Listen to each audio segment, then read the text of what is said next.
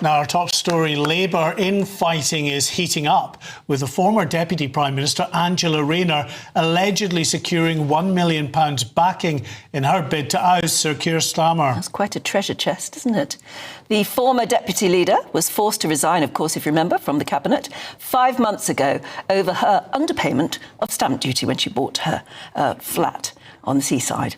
He's said publicly that he wants Angela Rayner to return to the government. I think one of the open questions is in what capacity she could return at some point and over what time frame, because as far as we're aware, she is still in discussions with HMRC about what settlement she might have to pay to them or might not have to pay to them as a result of the circumstances of her departure from government.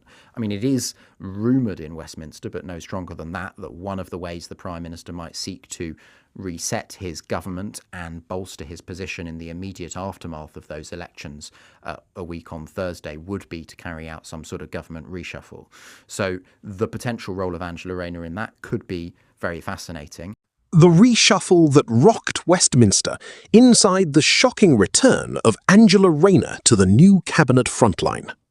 Westminster is breathing a collective, astonished breath today as the dust settles on one of the most remarkable turnarounds in recent political memory, a moment that proves once and for all that in the theatre of British power, no one is ever truly dead and buried.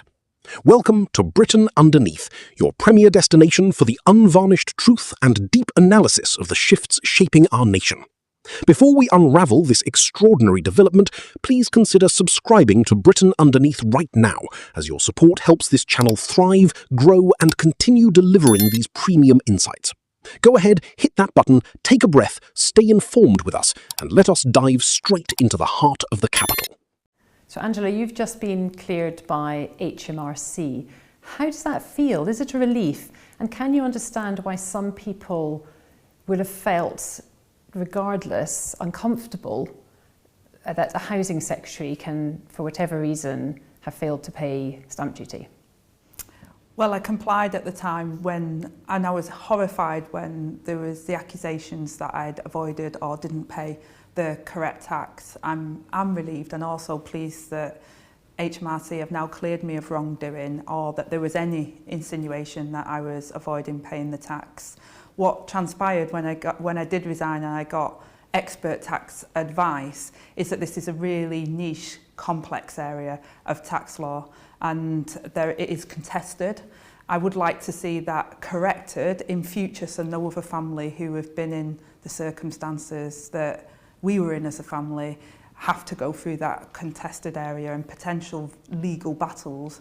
I've chosen not to challenge HMRC. I welcome their findings that there was never an intention of wrongdoing or intent to avoid paying tax, because for me that was what was so painful, is that people suddenly thought that I was in it for myself or that I tried to get away with not paying the correct taxes, and that was never my intention. So I was pleased to comply with HMRC and I'm pleased that they've now concluded their investigation. Now we're in the middle of a very uncertain period, all sorts of speculation about the leadership of the Labour Party, and nobody knows really where we're going to be even in 24 hours' time. But if there should be a contest, if Wes Streeting does get the numbers and go over the top, would you run? Well, I've said that I will play my part in delivering the change that we promised on the manifesto that I stood on for as Deputy Leader of the Labour Party. And I think the results on the 7th of May shows that people are impatient for that change and that the government has made some mistakes which people didn't see of what we promised at the manifesto. We need to get back on track, and not just words, but actually deeds, and making sure we deliver the change, which is what I was impatient to do when I was in government. The political landscape has been thoroughly upended, with Andy Burnham preparing to take the keys to number 10. But it is the name dominating every corridor of power right now that has observers completely transfixed: Angela Rayner. Not so long ago, her frontline career appeared entirely finished, derailed by a highly public storm over past tax arrangements that forced her departure from the previous administration. It felt like a classic tragic end to a meteoric rise, the sort of scandal that permanently consigns a politician to the backbenches, left to ponder what might have been. Yet here we are in July 2026, and the narrative has been utterly rewritten. Having been fully cleared of any deliberate wrongdoing by the revenue authorities earlier this year, Rayner has not just walked back into the building, she has practically broken the door down, reclaiming a pivotal role in this brand new political era. Speculation is reaching a fever pitch that she is set to reclaim her crucial housing and devolution portfolio, a position that will place her squarely at the centre of the new Prime Minister's regional revolution. This is not just a standard return, it is a definitive shift in the internal balance of power, a clear signal that the left of the party is reasserting its influence. It is a development that will undoubtedly cause a few sleepless nights among the more traditional, cautious elements of the establishment who had hoped for a much quieter transition. Rayner brings a raw, formidable energy that simply cannot be ignored, and her reinstatement changes the entire chemistry of the incoming government. So we know who the Prime Minister's going to be, but who's going to be in Andy Burnham's cabinet, in his top team? First big decision he needs to make is on Chancellor, and it's these three that have been in the running for that job. I think it may well turn out to be Shabana Mahmood that gets it, though. The current Home Secretary, she's someone that hasn't got a lot of experience managing the economy or in economic affairs. That might worry some. It also might go down badly with some on the left of the party. She is known for getting stuff done, though, and I think that's the reason why you might want to put her there. Then, of course, you've got Wes Streeting. For a while, he was saying that he was going to run to be Prime Minister. He fell in behind Andy Burnham and will be hoping for a big job as a result of that. Maybe Home Secretary, if they move Shabana Mahmood out. Maybe Foreign Secretary. Then there's Ed Miliband, tipped in the early stages for being Chancellor, but I think that prospect worried quite a few people. You had unions hitting out at the idea. There were people worried about whether he would borrow more, whether he would spend more. What about his net zero plans? So I think he may well get something else, maybe Foreign Secretary. Then Angela Rayner. She will definitely be getting a job back in government. She resigned from the Starmer government over unpaid tax. Maybe she'll be back doing her old housing brief. And then Louise Haigh, one of Andy Burnham's closest allies over the last 3 to 4 months. She resigned from Keir Starmer's government as well. She will definitely be back, probably in the Cabinet Office as a sort of fixer-type role. Then you've got Yvette Cooper. It's hard to know what Andy Burnham does with Yvette Cooper. She's Foreign Secretary at the moment. You could maybe see her staying there if the job doesn't go to someone else, or maybe she'll be reshuffled down a bit. Then Lisa Nandy, currently the Culture Secretary. She's an MP near to where Andy Burnham's constituency is. I reckon she might stay in culture. There'll definitely be a job for her somewhere, though. If we move on to the second lot, I think these are kind of in the maybe camp. Jonathan Reynolds is the Chief Whip at the moment, but he's known to quite fancy getting his old job back as Business Secretary, so he may well be moved back there. Then you've got David Miliband, the wild card, not an MP. Could he be put into the Lords and put in the Cabinet? Maybe Foreign Secretary? It feels unlikely. 2 Milibands back in the Cabinet again. Maybe they'll find some other job for him outside of Cabinet.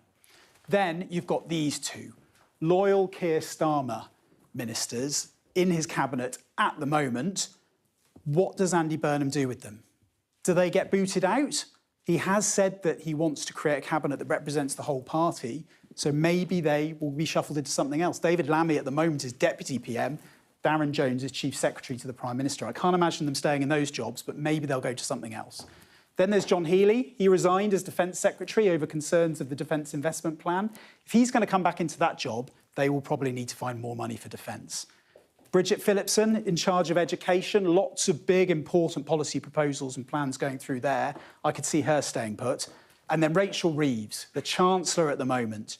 Could she take another job, a lower down job? She won't still be in the Treasury. Would she want a more lower down job? So lots of big decisions to make. Quite a few familiar faces here, given the promises of change. But I think when we do see the final team, that will give us the best indication of the direction Andy Burnham wants to go in. Of course, this dramatic return is only one piece of a much larger, intricate puzzle that the incoming Prime Minister must solve. The entire deck is being shuffled, creating an environment of intense anxiety and ambition across Whitehall. We are seeing major figures like Shabana Mahmood being strongly tipped for the Treasury as a potential Chancellor, valued for her relentless focus on execution despite her relatively light economic background. Meanwhile, Wes Streeting, who chose to step aside from a leadership bid to offer his backing, is waiting in the wings for an expected major reward, possibly taking over the Home Office or Foreign Office. Even the seasoned Ed Miliband is being discussed for a top diplomatic post, despite nervousness from the unions regarding his expansive environmental strategies. Navigating these clashing egos and competing factions will require immense skill, especially with former heavyweight loyalists who face an uncertain future or significant adjustments to their status. The coming days will reveal exactly how this team functions under pressure, but one thing is absolutely certain. With Angela Rayner back on the front bench, the atmosphere will be anything but predictable. Her presence guarantees a sharper edge, a more direct approach, and a willingness to challenge the status quo that will keep both her colleagues and the opposition constantly on their toes.